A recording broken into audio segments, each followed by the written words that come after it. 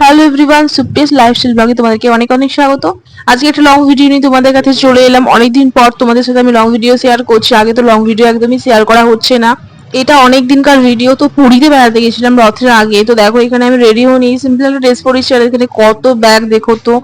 শ্বশুর শাশুড়ি ও আর আমার বাবা মাকে নিয়ে চলে গেছিলাম। তো গাড়ি একদমই চলে এসেছে। দেখো আমরা এখন লাগেজ তুলছি। প্রচন্ড গরম করছিল, কি বলবো। যখনই গাড়িতে উঠলাম তখনই বেশ হাওয়া দিচ্ছিল, সত্যি বেশ ভালো লাগছিল। আর ফাইনালি দেখো স্টেশনে চলে এসেছি। কিন্তু স্টেশনে অনেকক্ষণ পর ট্রেন আসবে। ট্রেন আসতে এখনো অনেক দেরি, স্টেশনে তো অনেকক্ষণ দাঁড়িয়ে ছিলাম। তারপরে বললাম কিছুটা ঠান্ডা কিনে দাও। আর দেখো ব্যাগ দেখো, কত ব্যাগ, বাপরে। আর এখানে দেখো অনেকক্ষণ বসার পর কিছু খেলাম স্টেশনে বসে। তারপরে ট্রেন এলো, ট্রেনে চেপে পড়লাম। ট্রেনের ভেতরটা তো একদমই অন্ধকার, তোমরা ভালো করে দেখতে পাবে না। দেখো শালিমার স্টেশনে নেমে পড়লাম। ফাইনালি স্টেশনে নেমে পড়েছি, পুরী স্টেশনে। তারপরে তো একদমই আমার ভিডিও করা হয়নি, তোমাদের সাথে আমি কিছু শেয়ার করতে পারিনি, তার জন্য সরি। আর সাইড সিন যেগুলো ঘোরার ছিল সেগুলোতে মানে যাওয়া হচ্ছে এখন। তো প্রচন্ড গরম ভাই, প্রচন্ড গরম। এই প্রচন্ড গরমের মধ্যে রাস্তায় আবার এখানে তো আবার মানে জুতো পরে হাঁটার নিয়ম নেই। খালি পায়ে দেখো, খালি পায়ে এখানে যেতে হয়েছে। আর এত গরম মানে পা একদম পুড়ে যাওয়ার মতো, পা তো একদমই পুড়ে যাচ্ছিল।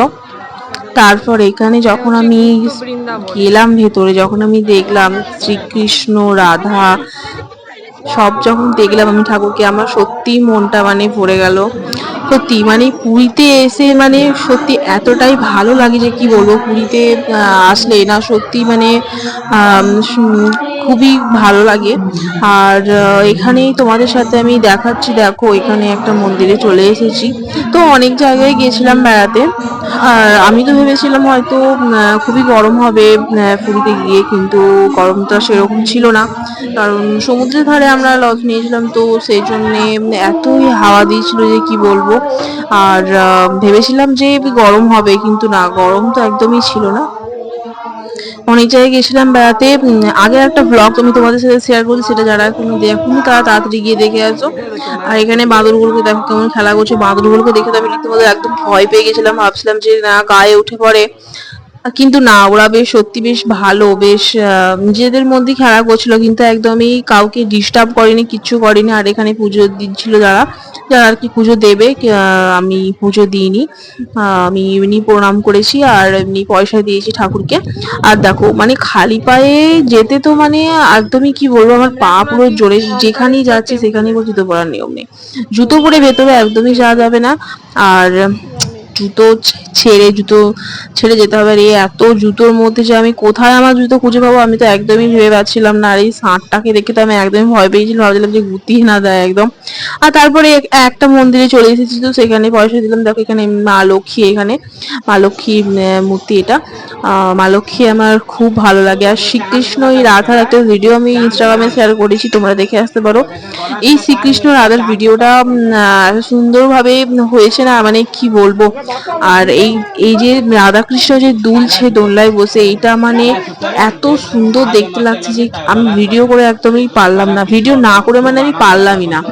আমার এত ভালো লাগলো এটা, কি বলবো।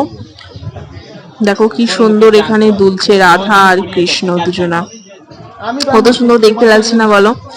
আর এখানে মানে ভিডিও মানে করা যাচ্ছিল মানে সবাই, আমি তো একা ভিডিও করছিলাম না, অনেকজনের ভিডিও করছিল, তো সবাইকার মাঝে ভিডিও করা মানে পসিবল হয়ে উঠছিল না। আর তারপর এখানে শিবের মূর্তি, এখানে দেখো কত শিবের মূর্তি আছে এখানে। তো এখানে চলে এলাম, এখানেও চলে এসেছি। এগুলো যারা যারা মানে পুরীতে এসেছো সবাইকার নিশ্চয়ই ঘোরা আছে। সবাই দেখেছো পুরী, কে কে গেছো এই এই এই মুহূর্তে, এই মাসে কে কে পুরী এখন পুরীতে আছো, এখন যারা রিসেন্ট পুরীতে আছো কে কে ঘুরতে গেছো অবশ্যই কমেন্টস করে আমাকে জানিও। আর প্লিজ আমার চ্যানেলটাকে সাবস্ক্রাইব করে দিও, যারা আমার ভিডিওটা দেখছো তারা প্লিজ আমার সাবস্ক্রাইব করে দিও, আমার চ্যানেলটাকে সাবস্ক্রাইব করে আমার বেল আইকনটা ক্লিক করে আমার পাশে দেখো, যাতে আমার ভিডিও যখন আমি ছাড়বো তোমাদের কাছে আমার ভিডিও নোটিফিকেশন চলে যাবে। আর আমি এখানে পয়সা দিয়ে এখানে প্রণাম করে নিলাম। এখানেও চলে এসেছিলাম। প্রথমে বলে রাখি গেছিলাম শ্রীকৃষ্ণ বৃন্দাবনে, আর তারপরে গেছিলাম শিবের 108 মন্দিরে। তো সাইড সিনে এই জায়গাগুলোতে আমরা ঘুরতে গেছিলাম। তারপর তোমাদেরকে আমি দেখালাম।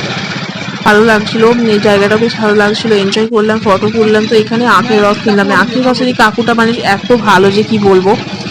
আমি তো 3বার মতো গ্লাসে নিয়েছি, ভর্তি ভর্তি গ্লাস খেয়েছি, কিন্তু আমাকে একদম সত্যি কিচ্ছু বলেনি।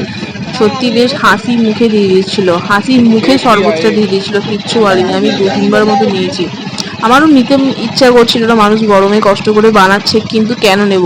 কিন্তু মানে সত্যি এতই জল তেষ্টা পাচ্ছিল তখন, কি বলবো, আমি না নিয়ে থাকতে পারলাম না। আর এত ঠান্ডা ঠান্ডা, এত কি সুন্দর লাগছিল খেতে। এই গরমের মধ্যে ঠান্ডা শরবত খেতে মানে সত্যি প্রাণটা মানে পুরো জুড়িয়ে যায় সত্যি। এই জন্যে আমি না নিয়ে থাকতে পারলাম না। তারপরে চলে এসেছি জগন্নাথের মন্দিরে। জগন্নাথ, জয় জগন্নাথ। তোমরা কমেন্টস করে জানাও আমাকে, লেখো জয় জগন্নাথ লেখো। দেখা হচ্ছে নেক্সট ব্লগে। এই ব্লগটা কার কেমন লাগলো, কার কার ভালো লাগলো, প্লিজ অবশ্যই কমেন্টস করে আমাকে জানিও। চ্যানেলটাকে সাবস্ক্রাইব করে দিতে একদম ভুলো না। সাবস্ক্রাইব করে আমার পাশে থেকো, তোমাদের সাপোর্ট অনেক দরকার আমার। আর যারা আমাকে সাপোর্ট করছো তারা অবশ্যই সাপোর্ট পাবে। কমেন্টস করে একবার জানাও আমাকে, আমিও সাথে চ্যানেলে গিয়ে লাইক কমেন্টস করে আসবো, সাবস্ক্রাইব করে দিয়ে আসবো। তো এখানেই ব্লগটাকে শেষ করছি আজকের জন্য। টাটা, দেখা হচ্ছে নেক্সট ব্লগে।